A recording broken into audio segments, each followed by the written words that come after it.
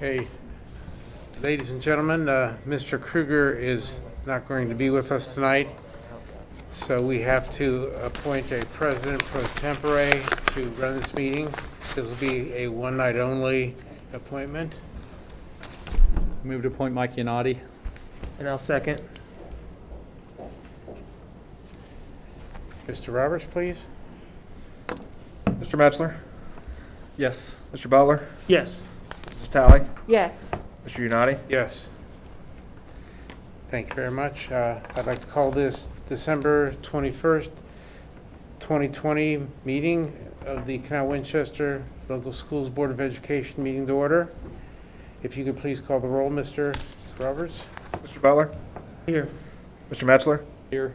Mrs. Talley, Here. Mr. Unati. Here. Okay, if you'd all stand, we'll do the Pledge of Allegiance, please.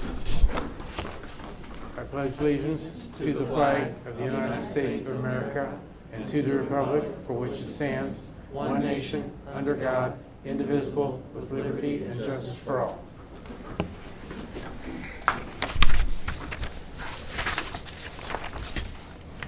Okay. Ms. Sutler, is there any addition or deletions to the agenda, please? There are no additions or deletions tonight, Mr. Yanati. Okay, so I need a motion to approve the agenda as written. So moved. Second. Mrs. Talley and Mr. Metzler. Mr. Roberts, will you please call the roll? Mrs. Talley, Yes. Mr. Metzler, Yes. Mr. Butler, Yes. Mr. Unati. Yes. Thank you very much. We're moving on to presentations, and Mr. Riddle from Indian Trail Elementary.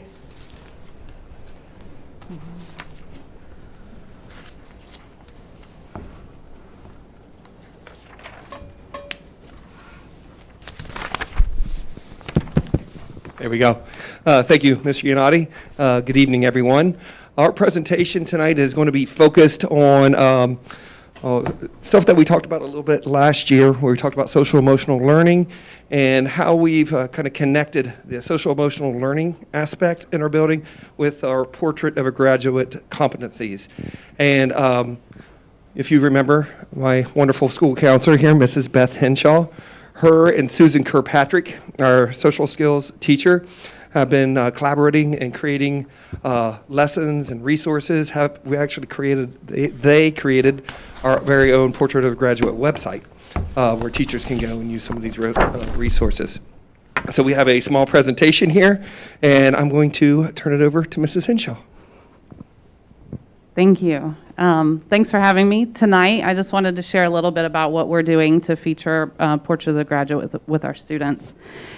So I was excited when I saw the Portrait of a Graduate because it aligns with the social and emotional learning competencies that we already use at Indian Trail. So I felt like that was a great opportunity for us to incorporate the things that we're already doing and highlight how that aligns with the Portrait of a Graduate. So these are the competencies that we've been using for years at Indian Trail.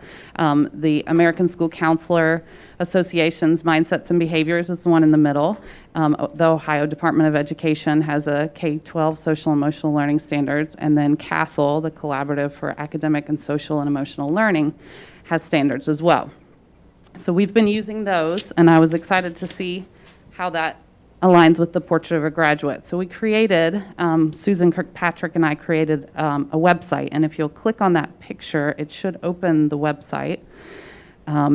We just wanted to have a hub where teachers and other educators in the building, as well as our families in the community, could go and see what we're doing at Indian Trail to prepare students for life after graduation. So if you scroll down on this page, this is just the home page, you can see each of the pillars are highlighted there with just a brief explanation of those pillars. And then if you keep scrolling just a little farther, you can see there's links to the other social emotional learning websites that we use, the organizations that promote that. And if you scroll up just a little to the respectful citizen, if you click on that picture, it'll take you to a page that goes more in depth about what being a respectful citizen is for students at Indian Trail. And then down at the bottom, it has how we are highlighting these traits in our school. So there's lessons from our social skills teacher, as well as book lists for recommended reading for families to do, community outreach opportunities, and at-home resources. So that's just a brief overview of the website. We have it for all of the pillars, and there's not much on there right now because this is my first website. It's amazing the things you learn in a pandemic, right? But I'm excited because there's so much that our school is doing that fulfills these traits, and this will just keep growing and growing as we continue to add more experiences on there. So if you can go back.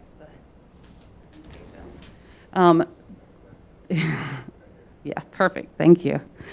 The portrait of a graduate aligns with what we do for social emotional learning. And so on the next slide, you can see our social skills teacher, Susan Kirkpatrick, is just going to briefly share a little bit about what she does in social skills. We're so fortunate that our first and second grade students receive social skills every 4 days. They get 40 minutes of social emotional learning, which is great. So I'll let her talk about that. Hi, my name is Susan Kirkpatrick. This is my second year at Indian Trail teaching social skills and my 9th year as a certified teacher working with elementary age students. I'm so proud of the importance that Canal Winchester Schools places on social emotional learning. Our social skills class at Indian Trail uses research-based and teacher-proven curriculum to align lessons with the Ohio Department of Education's social emotional learning standards.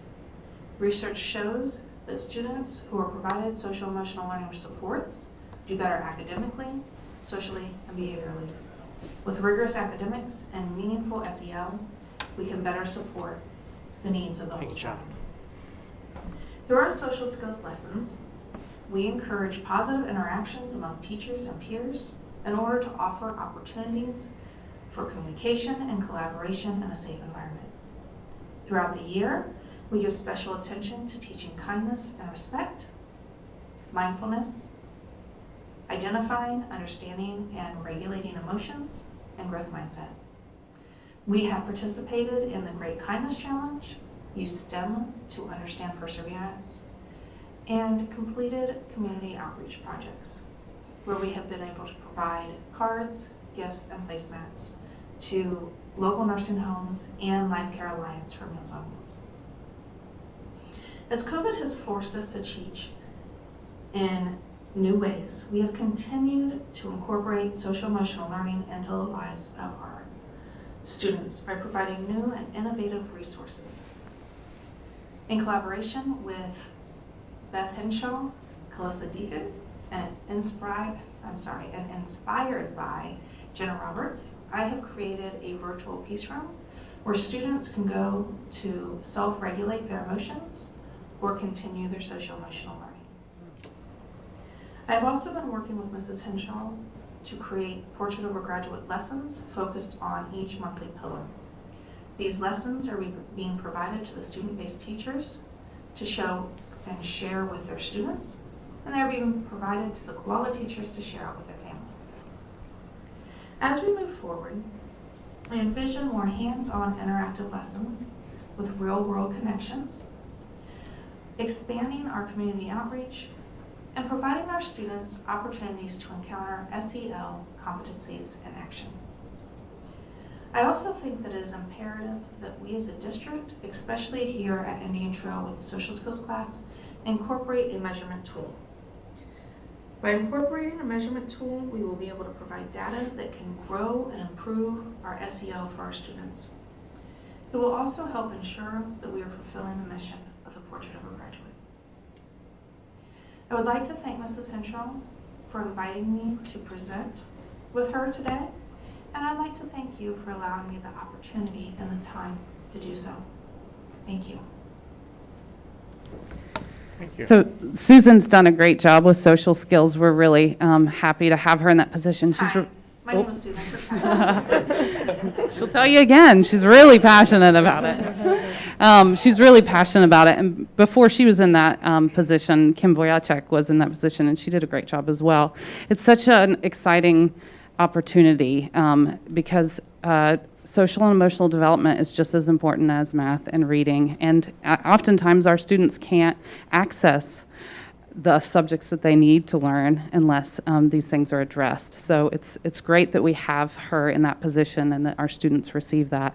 You know, I like to dream big, and I imagine, you know, a year when we can also offer that to our kindergarten students. So then by the time they're out of our school, they've had 3 years of social skills class. And like she was saying, it would be amazing if our district had a measurement tool that we could measure the social emotional learning for students. And when we find gaps, and then we can fill those things in the time that they're with us, so that they're truly prepared for life after school. So this is just a brief overview of what we've been doing. There's so many more things. Tabitha Rapp was sharing with me a bunch of lessons that she's planned that incorporate culturally diverse children's literature and highlight the Portrait of a Graduate traits. And there's lots more. We're going to put it all on the website, and that'll be live soon. I mean, it's out there, but we're not promoting it yet because it's not perfect. But hopefully you can see all the other great things we'll do. So thank you so much. I have a question. Do any of the organizations that you work through or with, do they have any sort of measurement tool in place or an example of that? They definitely have information to organizations that have measurement tools. Those, Castle works with companies that have designed tools. Absolutely. There's stuff out there. Okay. Yeah. Thank you. Yeah. Well, I wanted to just say something. The virtual peace room, I was working with my son today, and he's a first grader. And it's something that, I know he's one of those koala students, but he really took advantage of it. And it's something really nice that he has access to, especially with the Chromebooks now. So I Yeah. thought that was a really nice piece, especially when they get frustrated at home during the day. So I really wanted to give you guys a shout out for that, because that was kind of cool. I hadn't seen that before, and I thought that was very innovative, especially this year where we're working on virtual. So I really enjoyed that. I hope we can continue that, and I think maybe having it available for kindergartners. I don't know if we're not ready yet, but it sounds like that's something that would be very, very helpful for our younger students as well. Absolutely. Yeah, Susan did all the work on that peace room, and it's got so many fun toys and stuff I could play in there. I don't when I'm at work. But it's great. It's kind of like our regulation boxes that we talked about last year, which we're expanding that program as well. But this way we can do it virtually. So, yeah. Awesome. Thank you. I just wanted to thank you and your team for your hard work on this piece. And you're providing such a valuable resource to a lot of families, and children are able to learn to get those competencies that they may not be able to get at home. So it is something that I'm glad that the school district is reinforcing. And great job on the website. Thank you.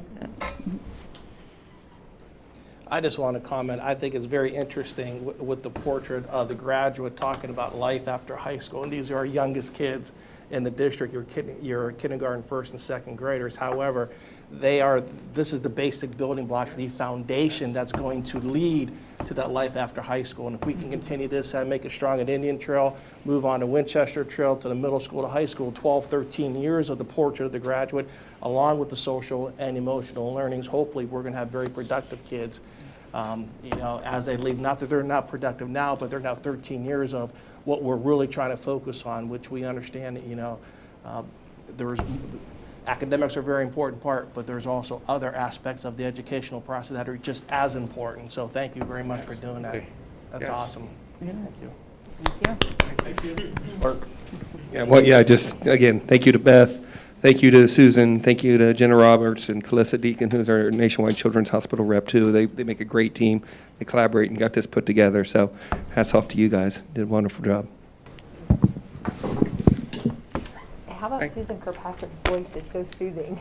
Did anybody else find that? I'm like, it was very nice. Okay.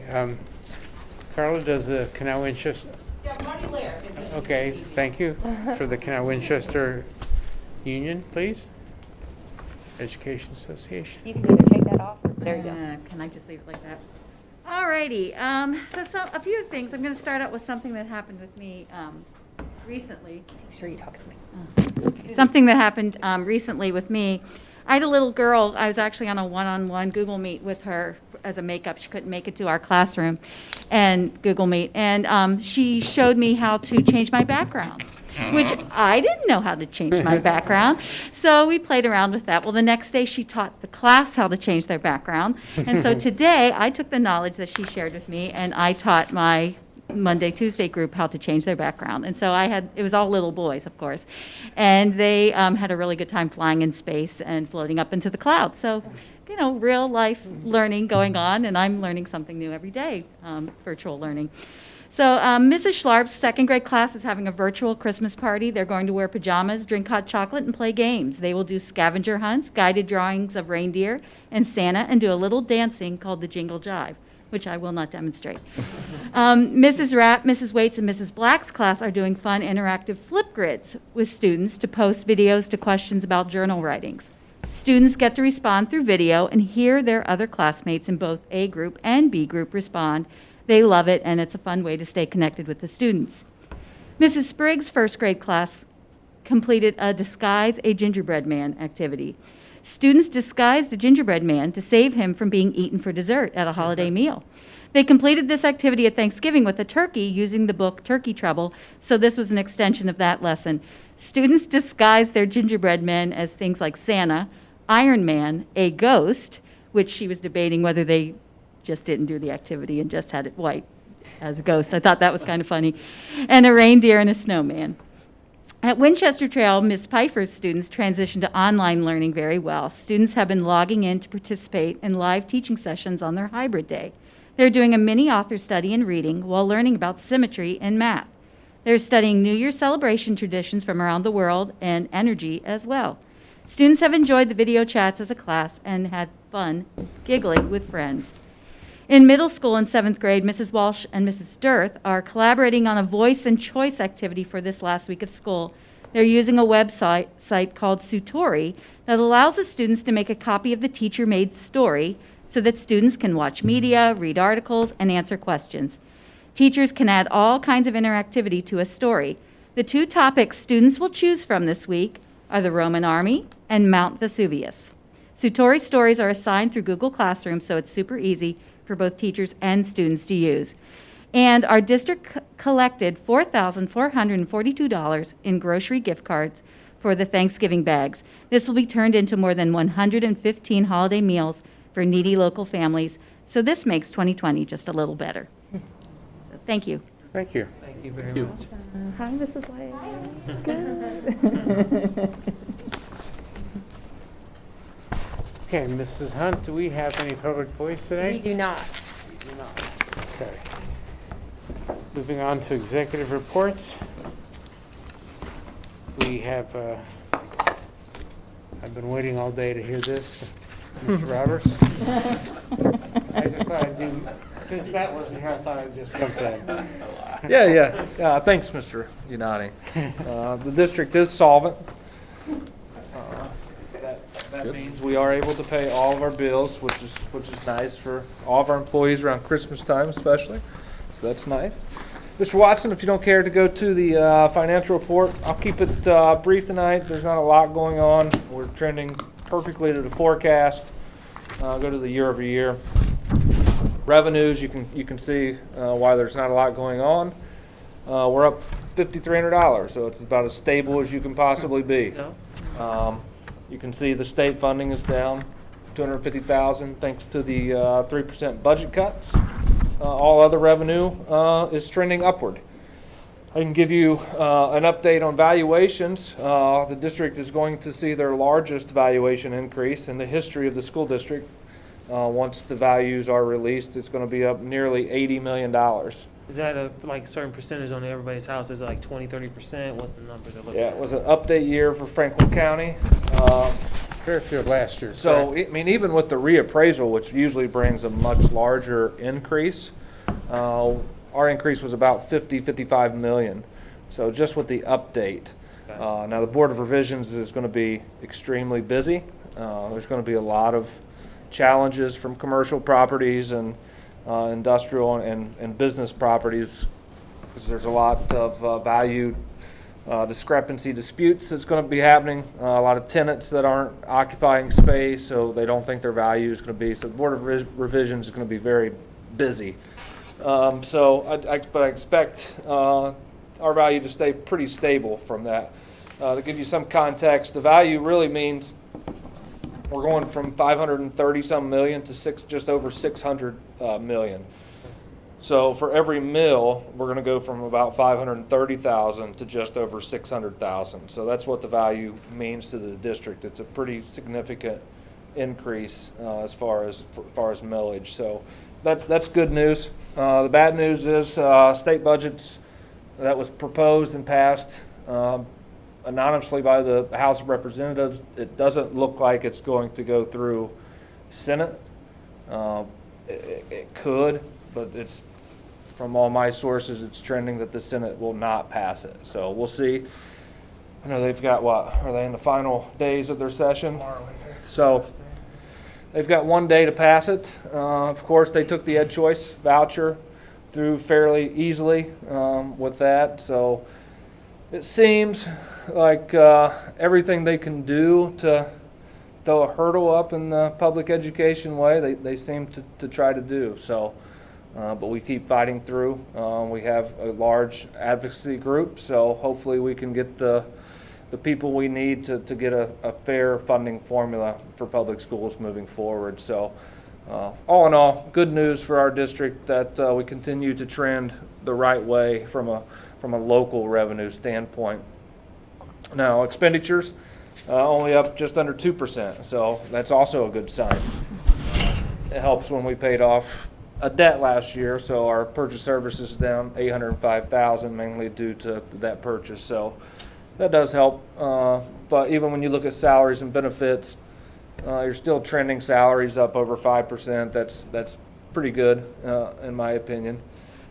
So year over year, we're still up $3.2 million. So at this point last year, we were just under 31 million. This year, we've got 34 million. So any questions on the general fund side of things? Now, I know you talked about the property values changing, so when all the dust settles, so maybe sometime next summer or whenever the revision board is all finished doing whatever it is that they do on their process, how will that affect like, I'm just looking at our property tax, it looks like we're about even, we're about up like about a little less than 1%. So with all the changes, is that going to impact our funding on that end, our revenue, or is it going to stay pretty much flat because of all the protections they have in place for? It'll impact it very, very small. It'll be a small impact. Just Okay. because of the reduction factors. We're not to the 20 mil floor yet, so our millage continues to reduce back until you get to the 20 mil floor. Okay. We'll see anywhere from 100,000 to 250,000, so it's still going to be a nice increase. So it's not going to be stable, but it's not going to be what some people in the community would think. Oh, you got an $80 million increase, you're going to see Huge revenue. hundred thousands of dollars. That's not the case. I mean, you'll see no more than 150 to 200,000 increase due to the reduction factors. And that's a maybe. I mean, one of our biggest levies is the emergency levy that we renewed in 2019. That's a fixed sum of money, so as the valuation goes up, the millage collected on that goes down. So that, just from last year to this year, is going down over a full mill, because of the valuation increase. So people are going to see a break on their taxes. So hopefully it offsets their value increase a little bit with the millage reductions, because our bond debt collections went down as well, because once value goes up for those, we don't need as much to collect. So we're seeing some rate reductions because of the higher values. So it's not going to offset it dollar for dollar, but hopefully it'll help ease that tax burden on our community. Then you also said something about the state budget. Now, I know they usually do it biannually, so I thought July was like that was when they come up with that new 2-year budget for us. But it sounds like they're doing something in the state legislature right now that's going to affect us in the short term as well. Yeah, they were trying to get something through last time in the biennium budget. They said it was brought to them too late. Okay. And they couldn't make a decision on the state funding formula. So this time, the people that's in charge of that, the Cup Patterson, and the bipartisan agreement. They said, okay, you said we brought it to you too late last time, so we'll bring it to you in October, November, and you can make a decision on it now. Well, now they're saying, well, we can't make a decision in the final 2 weeks of the session. So I just think whatever the situation, they're going to find some sort of excuse Push it down the until road a little. there's something that they prefer. Okay. Right now, a formula is not that preference. Gotcha. When you have a Senate president that's pro-choice, Senator Huffman is, it gets really challenging to get something through with a formula that's going to benefit the public sector side. Okay. So there's enough people in Senate, though, that I think it's maybe a 50-50 split. So, I mean, it still could pass, but it's not trending in the right direction from Gotcha. what we're More than hearing. likely, if we see anything, we might not see it to the end of this fiscal year or any time it changes to that formula. I mean, there's I no bet we time. don't know until right up to the deadline of July 1st. Okay. And I could actually see them just saying, we're just going to go flat funding again for another 2-year period. So is I that hope what that doesn't happen, but I can see that happening. So if they get to the July 1st deadline and don't make a decision, they go status quo still? Yeah. So, in essence, they're still putting our funding on a 2019 funding rate, actually 3% less than our 2019 funding rate. So we're going to be going into a fiscal year 22 working off 2019 money. So that's kind of the downside of that. So, but the local side will continue to bail that out. Hopefully, I mean, income tax is only down $44,000 through a pretty tough time. So you would expect that to be down a lot more, but that shows you the economic strength of our school district. So,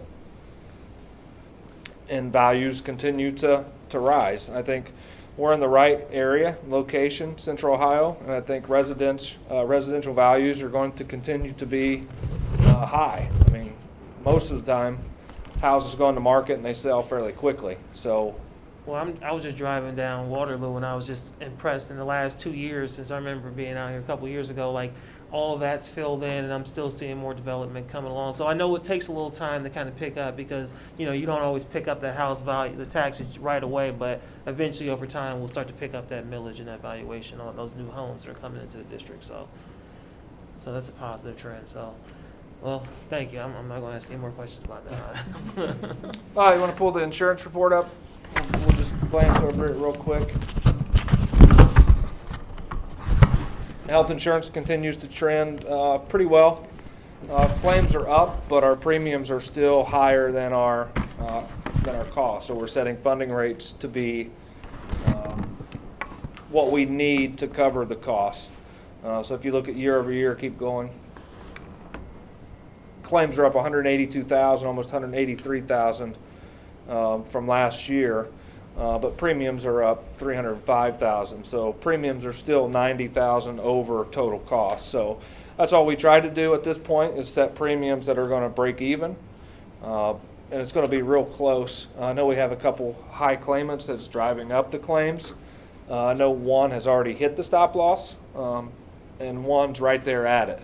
So I think claims will start kind of trending, plateauing a little bit now that those two high claimants have hit our threshold and we won't be responsible for anything moving forward until June 30th. So this is probably the quickest we've had someone hit the stop loss of 150,000 at this point. Usually it takes until March, April, May because our stop loss period is July to June. So we've already got basically two claimants at that stop loss period. So I would expect claims to kind of start to come back to earth a little bit. So we might see that trend of 183 start coming back later. So we're still sitting with 2.6 million. That's a nice cushion. It's a nice balance to have for those situations when things kind of go sideways. I don't know what the vaccinations are going to bring to health plans. I don't know the costs of those. I don't know if it's going to be a requirement. I mean, I could see it being a requirement for education employees. So I don't know I don't know what that's going to do, and I'm sure the state's going to probably force every insurance company to cover that cost for employees. So I just don't. I have no idea what per vaccination is going to be. I know the tests were right around $1,500 per test. So I would think that the vaccinations are probably going to be more than that if I were guessing. So you could have some of those claims there. But at the same time, I don't think we have people going out and opting for voluntary surgeries like we've had in the last couple of years. I'd say most people's probably pushing those back if they can from a risk standpoint. So I think all in all, some of that stuff's going to be offset, and I think we're going to be in good shape. So I think we're trending in the right direction, even though claims are up nearly 9% or at 9%. And then dental pretty much just operates the same year over year. It's pretty stable year over year. Premiums are up 9,100 and claims are down 7,500. So there's not a lot to discuss on the dental side. It's pretty stagnant. So any questions on the insurance piece of it? And I know we did the premium holiday was that this month? Yeah, it was this month. Okay. In December. So that'd be a nice something for our employees who've done a good job and try to keep the cost down for everybody. So that's a positive. Okay. So, yeah. When the individuals do meet the stop loss amount, I mean, what happens to, do the claims just not get paid anymore, or are they? Oh, we get reimbursed. So we have a third-party carrier. So we pay an insurance fee for that. So once they hit $150,000, every penny over that is reimbursed back to the plan. Okay, so the claimant, they're not just on their own to. No, they're not on their own. No. We're just not. Our plan isn't responsible for that anymore. Okay. All right. It kind of limits your risks to a certain extent, and that's per belly button on the plan. That's not per member. So every individual belly button on our plan, which is 800 plus, has a stop loss on them. Good enough. Good question. That 800 number counts spouses, et cetera. Yeah, and dependents. Yeah. It'd be bad if we said, "Oh, remember you've got the rest of the costs over 150,000." That would probably put a lot of people into the homeless category. Everyone knew that.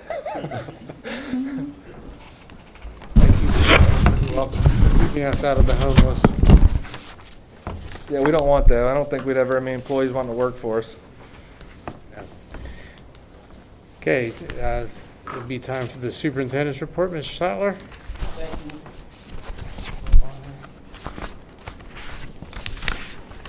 Thank you, Mr. Yanati. Good evening, everyone, and welcome to our viewers out there. At the end of the board agenda, there's under discussion. I had a section about returning back to school. If the board doesn't mind, I'd like to have a discussion on that right now. Just to do a quick recap, 2 weeks ago, I made a decision to go all remote learning for the rest of the calendar year, up tomorrow, actually.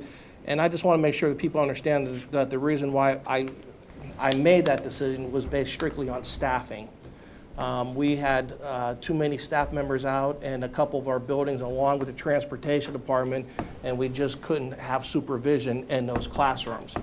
And so it wasn't that we were seeing a lot of COVID positive cases were spread in the building. It was that we saw a lot of quarantine cases going on, which put our staffs out. Quarantine means that our staff came in close contact with an individual who tested positive for COVID, and that automatically put them in a 14-day, now it's down to 10 days. But at the time, it was 14 days that they had to be out of the building and come back symptom-free.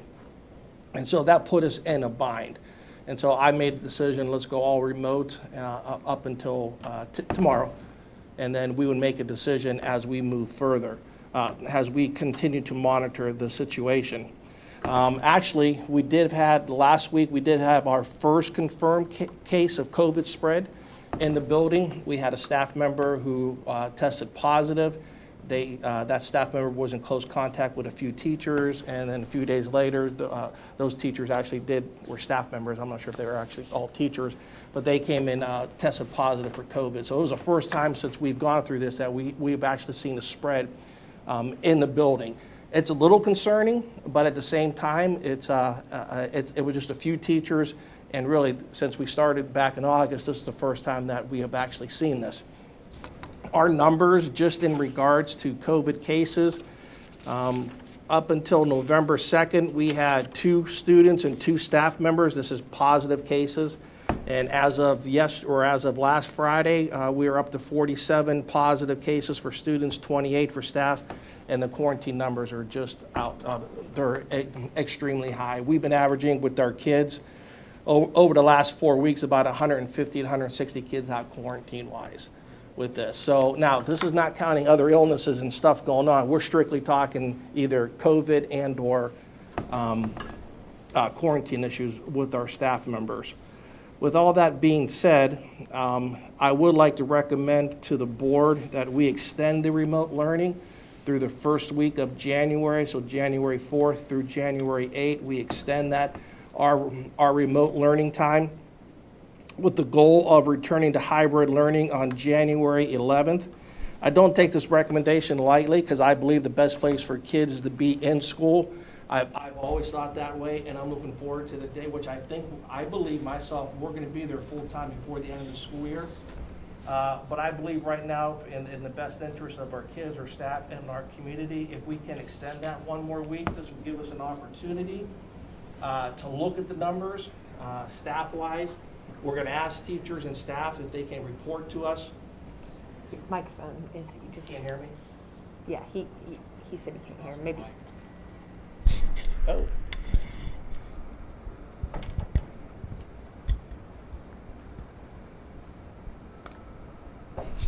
Not working. I'll take that. Sorry about that. I lost my mic. All right. Let's see. Where did I stop back? I'd just go back to, you don't make it lightly. Yeah. Okay. I don't take this decision lightly. I think. Thank you very much. I think it's important that our kids stay in school. And so on January 11th, I would like to start with hybrid. That first week is going to give us an opportunity to reevaluate the numbers to see how we are staffing-wise, either in regards to positive cases, quarantines, and with our kids. And if things are going well, then we can return to school on January 11th. Plus, I want to give parents enough time. I don't want to come out on January 2nd or 3rd with an email saying, hey, we have to go remote because we have too many staff members out. I think this helps everyone with a little bit of planning so they can make arrangements for that first week. It gives us time to reevaluate as we during that first week, and hopefully we can be back in school hybrid learning starting January 11th. When I talked to some of the health professionals during our meetings, a lot of them said, you're probably better off going through the first 3 weeks to Martin Luther King Day.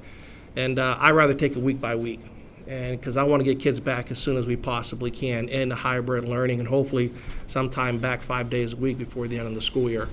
But we'll talk about that later. So my recommendation again is to extend our remote learning through the first week of January 4th through the 8th. And then come back hopefully on January 11th. We'll reevaluate that week to come back on January 11th, hopefully in hybrid. And that'll give us some time after New Year's and obviously Christmas break to kind of see where our numbers are at. Yeah. And then I would imagine that we're going to have our staff in here. And I know we've been doing a lot of cleaning. We purchased a lot of that Absolutely. supplies and personal protective equipment. So that'll give us a chance to kind of clean the buildings and kind of hit that reset button after New Year's. And then hopefully, if things kind of continue to trend in a positive direction, we'll be able to come back in on a hybrid. Let's just hope it doesn't trend like it did after Thanksgiving. Right. Let's hope it's a little different. You have Christmas, then you have New Year's, and then you have your bowl games with Ohio State playing on January 1st. So we understand that people will be out, ask everyone to limit it, but people are human. They like being around other people. And so we know that it's going to happen, and just hopefully, we don't see a spread going on. But definitely gives us time to reevaluate, clean. We got all the cleaning going on. I mean, we've been doing that all year. And I think that's a wise approach. I mean, if you get there and have to go backwards, it just is not going to work. It'll give us time to look forward. So just a little bit of data. So I went back the last 3 years for our staffing absences for October, November, and December. October was about the same from 17 2017, 18, 19, 20 is about 42 staff members, not teachers, 42 staff members per day out. Now, this is not professional development. This is everything but professional development. And so we took out professional development for everything. So just people out for illnesses or other reasons. 2000 we averaged about 45, and 2017, 18, and 19, and this year we're about 52, 53 per day. So we jumped up a little bit. December was a little more alarming. We were about 50 per day, 2017, 18, and 19, and this year we're about 65 per day. Now, again, this is everything but professional development, so those numbers have been going up. Now, it doesn't seem like a whole lot. What people have to understand, there are no subs out there, either for teachers and for classified. So we're doing everything we can to fill from within. I mean, even with our administrators, and I even threatened Mrs. Sutton would go down to kindergarten class and monitor that for a few days, or maybe even our high school people, to come on down to the kindergarten. But all joking aside, it just can't find people to help to come in and cover classes. And so that's been a challenge for us and many districts around the area. And that's why most schools are in a remote learning because of staffing issues. So again, extend it January 4th through the 8th and come back or reevaluate it and hopefully come back January 11th in hybrid. And that will be Monday, right? Correct, Monday. And then is that going to be the first day we're going to ask our staff to come into the building, or are we going to be asking them to come in that first week in January? January 4th, yeah. January 4th, we're going to have them come back in, report, and then hopefully kind of... Everything will stay the same we're doing right now. Okay, gotcha. And they'll be working remotely. And then... Correct. Quick question, I know we had just closed our day for our koala students and given our parents an option. Did our numbers stay kind of the same, or do we see an uptick in our koala? I was going to report on that in January, but our numbers we did have I believe the middle school had the biggest switch from koala to hybrid. Quite a bit Indian Trail, Winchester on middle school. Okay, so... We're pretty, there was a decent size switch. High school, there was... I want to say off the top of my head, maybe 50 that wanted to go from school-based to koala, and then 80 that wanted to go from koala to school-based. So, but that would have been the only one. The others were like the opposite, 60 to 60 kids wanting to come back school-based, and maybe 3 or 4 wanting to go koala. Okay. Those numbers are not 100%. That's just off the top of our head. Which doesn't surprise us because, the younger levels, it's hard to be on all remote learning. We understand that just the supervision point of view and trying to help your students out where your middle school or at least your high school kids are more independent and they can work on their own. And so it wasn't that surprising to see the numbers flip from koala to hybrid at especially K-5 level, but K through 8 period, so. Okay. The one thing to report on, our class sizes will still remain in hybrid. There is not a class that, let's just say total class sizes will be 24 or less, K-8. So you're looking at maybe 12 if it was a perfect split. So you might have some that are a little higher, but the hybrid classes will still be manageable in numbers. Okay. And we'll give you a more detailed report January 11th when we come back. So. Again, any questions? So I'm going to recommend that we stay remote learning January 4th through the 8th. We'll reevaluate, but hopefully on January 11th, we'll come back hybrid. Okay, and we'll get that out to our community as soon as possible. Let them know. Any other questions or comments? Just real quick, as we head into the holiday break, I want to take this opportunity to wish our Canal Winchester community a safe, relaxing, and enjoyable holiday season. I am very grateful to be part of a district in the community that supports education even during these unprecedented times. Although this holiday season may look a little different for many of us, I hope we can all take the time to reflect on those hidden gifts 2020 has given us. There are silver linings in every dark cloud. Out of difficult circumstances, we have realized that ordinary is actually pretty extraordinary right now because we have a lot of good things going on. We heard some of that today at Indian Trail. And this is going on throughout all our buildings. Although this year has brought challenges and changes, I appreciate everyone's flexibility and patience to work with us through this process. I always knew Canal Winchester was an amazing place, and 2020 has confirmed that. True character comes out of difficult times, and I cannot be more proud to be part of this community. And at this time, I just want to wish everyone a happy holidays, a happy new year. Hope you have a safe and relaxing time, and we'll see everyone back in 2021. And always remember, make it a great day or not, the choice is yours. Thank you, Mr. Yanati. Thank you, Mr. Stotler. Any comments from the board? Okay. Okay, moving along to district reports. Are there any questions from any of the district reports, please?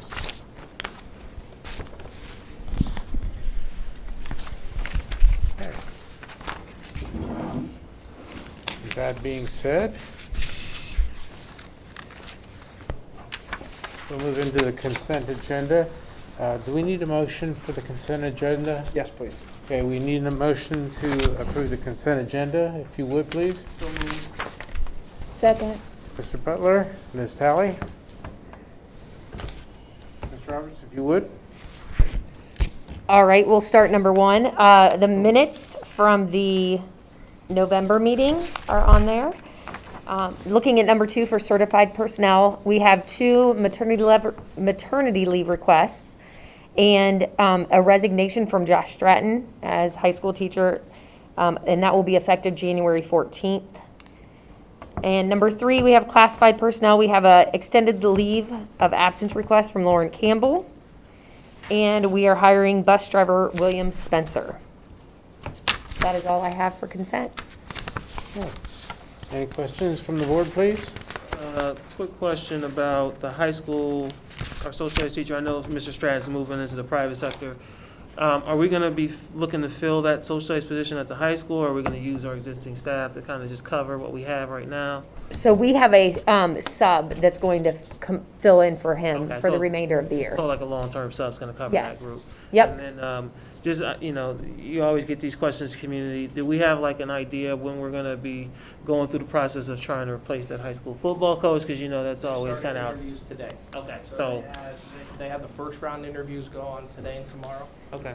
I think we have 9 or 10, I can't remember, that they're doing first round, that they're interviewing, and then they'll make a selection for second round. Our goal is to have them in place by the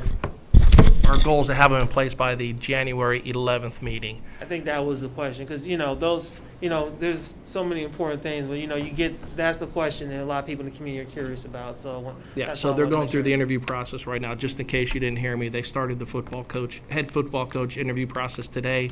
They'll have it tomorrow, and then second round will be next week, and then hopefully by January 11th, we'll have a head football coach. Excellent, so next time we meet, we'll. How many applications did they get? Total applications, I'm not 100% sure. Over Quite a 50. few. Yeah, over 50. I heard it was over 50. Yeah, I'm not sure the exact number, but we had quite a few. Okay. So, And I'd like to take a moment to thank Mr. Stratton for his time here. I thought he did a great job both in the character development of the kids and as a football coach too. I'm kind of partial to that particular aspect, and I watched closely from afar, and he did a wonderful job. absolutely. Yeah, Ohio's a pretty big, it's a big state, but the window of coaches and people kind of talk to each other, and I always hear good things about Stratton and what he's done for this program. Everybody always compliments him on how he ran the program here. So I think whoever comes into this place has got big shoes to fill, but I'm sure we're going to find somebody who's going to be qualified and do a great job, so, yeah. Yes. Thank you. Yes. And Mr. Durbin just popped in and said 60 applicants. All right, So good to know. he did, and he popped in and he popped out, so. I do have my administrators here. They're just spread out throughout the building, so we're not in one space. If you have questions for them, they are available. They are available. If there aren't any questions or comments, Mr. Roberts, would you please call the roll? Mr. Butler? Yes. Mrs. Talley? Yes. Mr. Metzler? Yes. Mr. Yanati? Yes. Okay, moving on to the action items. I need a motion to approve the board policy final approval. So moved. Ms. Talley? Second. Mr. Metzler? Thank you. If you recall, last meeting, we spent a bit of time, not a bit of time, but we spent some time reviewing the board policies. There were just 3, and we're just asking for a final approval this evening. Yes. And there weren't any changes to the presentation last time, correct? Correct, no Okay. changes. Okay, any questions or comments? Okay. Mr. Roberts, if you would. Mrs. Talley? Yes. Mr. Metzler? Yes. Mr. Butler? Yes. Mr. Unati? Yes. We need to set a January organizational meeting for the school board. So I'll make We a have motion. We have a recommended date for January 11th. Is that correct? That is correct. So the organizational meeting will be January 11, 2021, and then following that will be the regular Board of Education meeting at 7 o'clock. Okay. So I need a motion, please. I motion. Second? Butler and Mr. Metzler. Mr. Roberts, if you would. Mr. Butler? Yes. Mr. Metzler? Yes. Mrs. Talley? Yes. Mr. Unati? Yes.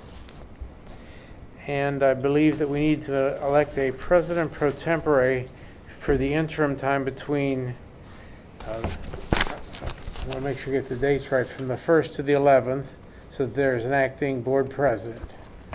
So I motion to appoint Michael Yanati as Board President Pro Tem to serve January 1st, 2021 through January 11th of 2021 for our organizational meeting when the 2021 Board President will be elected. I second it. Coming down. Mr. Butler, Ms. Talley? If you would, please. Mr. Butler? Yes. Mrs. Talley? Yes. Mr. Metzler? Yes. Mr. Unati? Yes. Okay, item number 4 is the capital project for the high school roofing. We have the presentation coming and to discuss that, so we need a motion to approve this discussion and vote. So moved. Second? Okay. Okay, this is a roofing project that's at the high school that was not part of the OFCC construction renovation process. It's a very extensive project, costs about $1.4 million. Mike Britch, our operations guy, is here. Our maintenance director is here, and he's going to give you a recap. I gave you some information that's on your seats about the project, and he's going to walk us through that. Mike?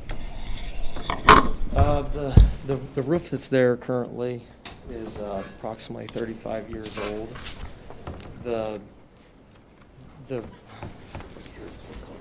Okay, so the metal roof that you see, it's actually over top of a different roof. There's a flat roof underneath of there that they had problems with. You said how old is the roof right now? 35 years. You got to speak a little closer, Mike. Oh, I'm sorry. I was here when they did the last one. 35 years. The building was originally built in 75. I did it And myself. I'm going to make the assumption that that metal roof was added later in 86. And the original roof is still underneath. So they put a metal roof on top because they originally had problems with the original roof. And the metal roof that's on there, if you look at the pictures, it doesn't have I'm sorry. That's all right. It doesn't have enough pitch for a metal roof. And they drained the water to the inside of the roof to this valley gutter. Because they don't have enough pitch, the water will get up underneath of the seams. And the sealants, if you look through the pictures, I'm sorry. The sealants are all bad, dry rotted, so there's cracks everywhere. There's multiple problems with it. And they have to take off the metal roof on the top before they even know exactly what's underneath. So we cut a hole in it and did core samples so we know what material is there, but we don't know exactly what's there. So, but the plan would be to take off both roofs completely because you can't add a third roof. It's against code. And then install a new flat roof underneath with a newer type of membrane. So with this one, will you be able to, how are you going to address the issues with the pitch? Because it sounds like they were having a hard time with the drainage originally. So. yeah, there is it's almost a quarter-inch per foot on the roof underneath. So it'll go back to a flat style roof. The thing is, the materials that are available now are better than they were in 75. So like your coal tar pitch roofs are better. This would actually be a rubber roof or EPDM.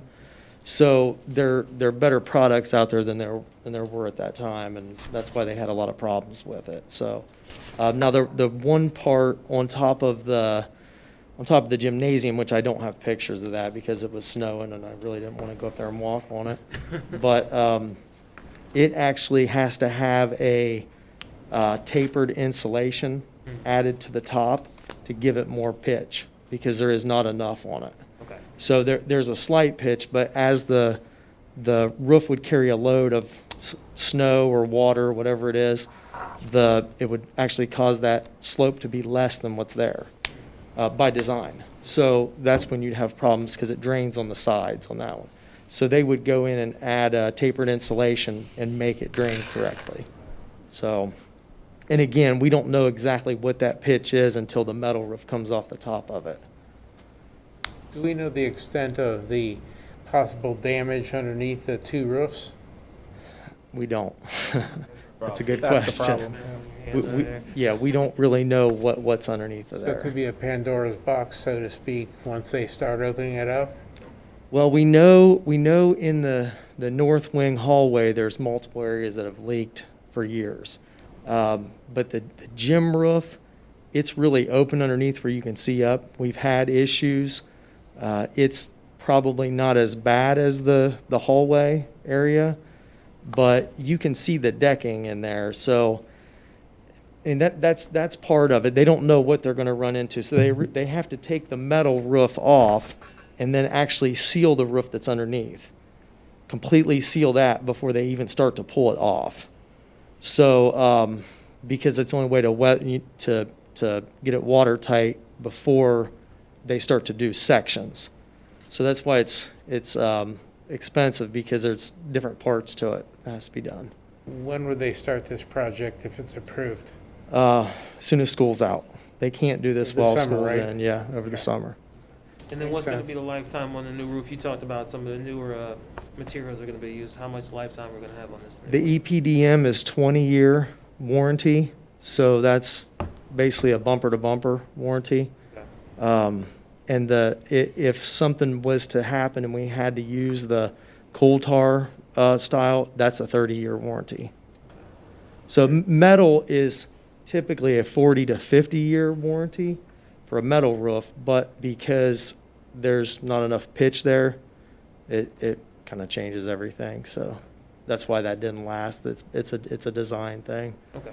So Since there's not enough pitch, is there a way to alter the pitch of the roof by adding a construction piece to it? yeah, the upper roof, it will be tapered insulation. Okay. The lower roof won't. It will have enough pitch. We're hoping we might have to add. So if it's the coal tar style, or some people refer to it as like a build-up type or a modified roof, then that requires less of a pitch than the EPDM does per code. So once that metal roof comes off, then we'll know exactly what we're dealing with. But that would still be considered a flat roof. It would have pitch to the roof drains that are there currently. All I can say is I'm glad I'm not doing that roofing project. Sounds like you got some fun summer ahead. Thank you. Yeah. You're welcome. Awesome. Thank you. Thank you very much. I think what's good to understand, we're at least for our community, this money's coming out of our permanent improvement fund. And this is why we've been putting money away over the last couple of years. Mr. Roberts, how much money do we have in there? We have $6.5 million, and I know you're probably going to get the question, why wasn't this done with the high school project? The high school project only had a certain budget, and when they came out to inspect, that problem wasn't known. We did find a roofing issue somewhere else that we did address with the project.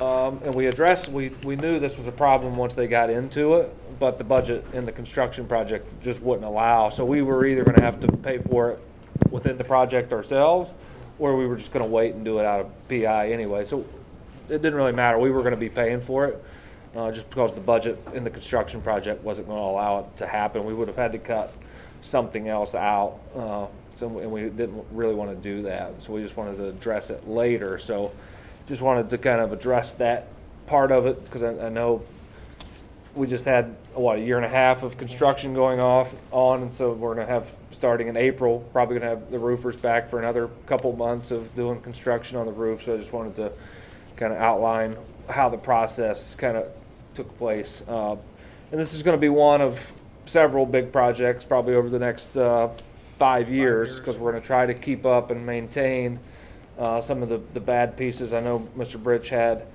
an expert walked, and they walked every single roof in the district and kind of put a 1 to 10 on this one's okay, this one needs replaced immediately, or this one can kind of last a few years. So that we've got a schedule kind of in place of what needs to be fixed over the next 3 to 5 years. So Like this was the most pressing.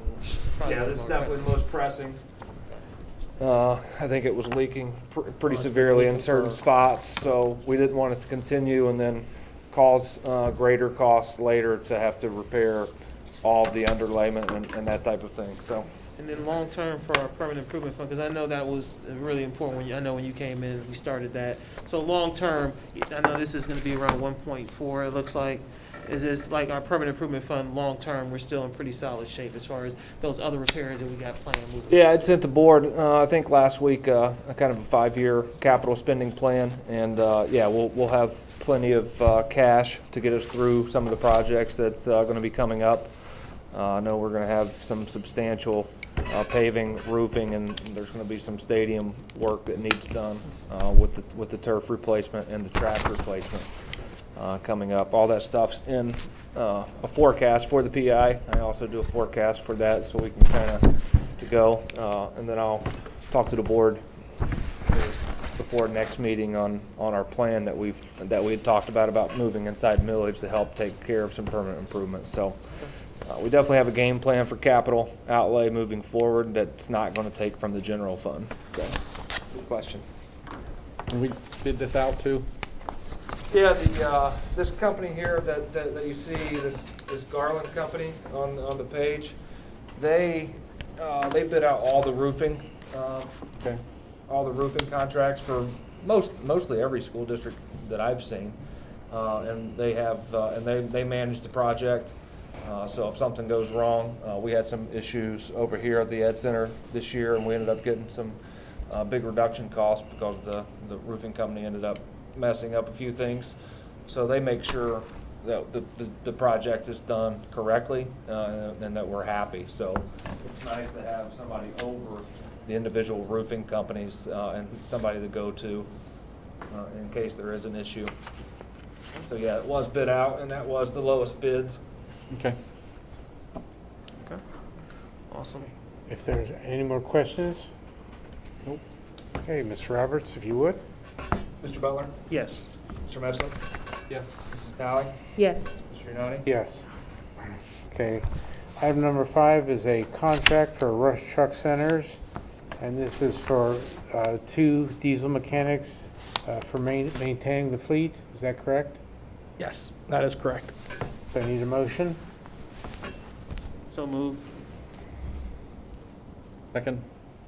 Okay, that'd be Mr. Okay. Butler, Ms. Messler. This is a 3-year bridge agreement, and so we're going to go from January 1st through June 30th to get us to the fiscal year, and then we'll get a 3-year agreement from fiscal year July 21 through June 30th, 2024. Basically what it is, as it says there, it is for 2 mechanics to help us in-house. The primary scope of work performed by the mechanics is general commercial vehicle maintenance, including scheduled services, inspection readiness, and routine maintenance.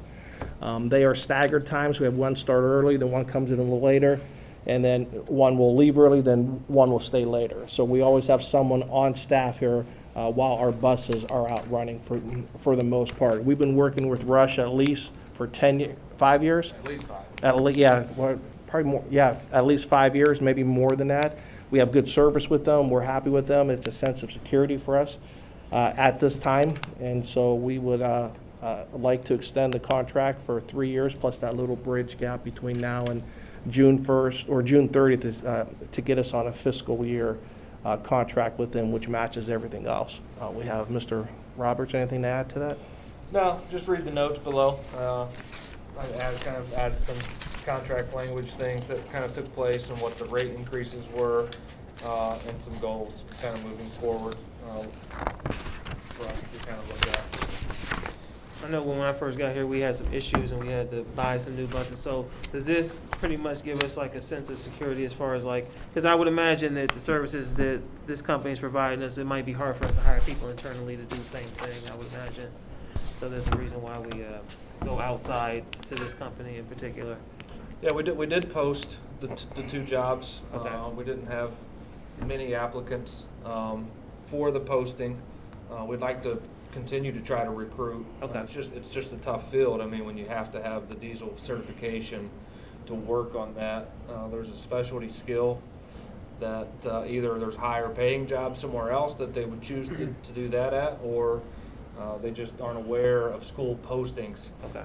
So we need to kind of look and reevaluate how can we reach some of these people and maybe bring them in internally later. But like Mr. Sotler said, I mean, Rush does a great job. I mean, we don't have to worry. So if a bus does break down, they put us first. So they do have somebody come out immediately and fix the bus and get our kids back on the road. So there is a peace of mind. There's just a little bit of cost to have that peace of mind on what we would have if we were hiring them internally. Well, I know it's important because I remember when, I think it was 2015, and Mr. Soller, I believe you were here at that point, where they came in and we were pulling buses from different districts, and it's nice to know we have some, experienced mechanics that we can call on to make sure our fleet is up and running, so. Absolutely. It sounds like a sound investment. Yeah, I mean, we've continued to update our bus fleet. So at that point, we didn't have a plan district-wide to continuously buy new buses. We had to do the bus loans where we bought, I think, 12 buses there at one time. Since I've been here, we've purchased a minimum of 2 buses per year, and I think we've even added a few more than that. We've probably added 15 new buses in the last 5 years. So our bus fleet has gotten much newer. So it does become easier to maintain. If you've got 45 buses and they're all 10 years plus, then you can imagine the work that needs done to those buses. Because a lot of time people don't understand it's not the mechanical side that goes bad in Ohio, it's the body side of it because of the salt that rushes out the bodies. So there's constantly a lot of body work that needs done.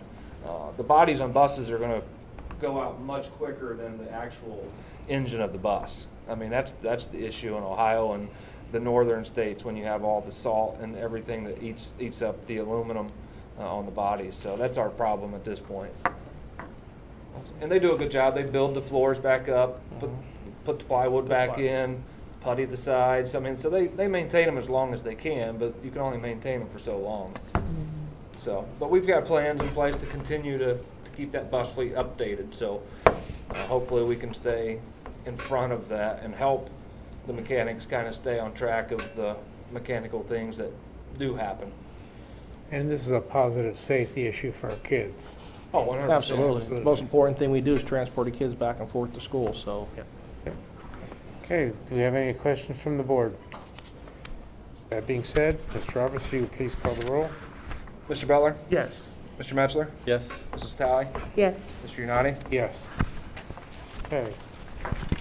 Moving to H, the discussion items for the school-based return to school that we talked about earlier. Is there any? Now, just to reiterate to everyone listening that we're going to extend the remote learning from January to January 8th. So the first weekend, January from the 4th through the 8th will be remote learning for our students, and then we'll reevaluate, and hopefully on the 11th we'll be back in hybrid. And even being an educator for a long time, I think it's important kids to be in school. With that being said, this is a good plan for the interim time, I think. I think it keeps our staff safe, and obviously we know that we're not seeing a huge amount of spread, but obviously we want to make sure that our staff is available because, the teachers that we hire every day, those are the best people to be educating our kids, and we want to make sure that we have them available so they can come in and, that's like our all-stars, so we want to put them out on the field if we can as much as possible. So, it sounds like the 11th is the date that we have in mind, and that'll give us that at least that 10-day window after New Year's Day to make sure everybody's healthy and safe so that we can come back, and obviously we'll continue to maintain social distancing and do those other things to make sure we're following all those other safety protocols. So That's the sounds plan. like a sound plan. Yep. Okay. We don't have a vote on that or a motion on that, do we not? Okay. That being said, are there any announcements or any other comments? I would like to, from the Yanati family, wish everybody, to all of our dedicated educators, everybody in the Canal Winchester education family, a very Merry Christmas and a great New Year, and be safe and healthy. Ditto. Do the same. Absolutely. And the same to everyone else. Enjoy, have fun, be safe, and we'll see you in 2021. Okay. Well, I will then need a motion to adjourn the regular meeting, please. So moved. Mr. Metzler? Second. Ms. Talley? Mr. Roberts, if you would please call the roll? Mr. Metzler, Yes. Mrs. Talley, Yes. Mr. Butler, Mr. Unati. Yes. The meeting is adjourned at 8:11. Thank you very much.